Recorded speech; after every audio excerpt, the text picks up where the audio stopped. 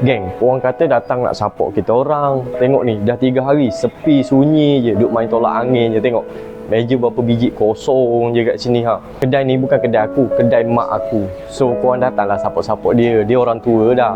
So kat sini kita menawarkan sup, tom yum, masakan panas, masakan ikan, contohnya siakap steam, siakap 3 rasa, masam manis dan sebagainya. Roti canai pun ada. Roti canai mak aku uli sendiri tau. Yang mana berdekatan tu mainlah singgah sini. Restoran kita berada dekat Sungai Buloh geng. Waste je ni. Restoran RNS Thai Cuisine. Mesti keluar dalam map ke dalam Waze akan keluar. Lepas tu untuk parking don't worry. Parking pun boleh parking kat sini. Ni banyak ruang untuk parking kereta. Betul-betul depan kedai. 10 biji, 15 biji insya-Allah muat. Lepas tu yang mana berminat bersukan pun dekat belakang ni pun kita menawarkan court badminton juga untuk sewa 1 jam RM20 je geng. Santai. Lepas tu yang mana ada family nak lepak santai, yang couple nak makan tom yum soup boleh singgahlah kat sini.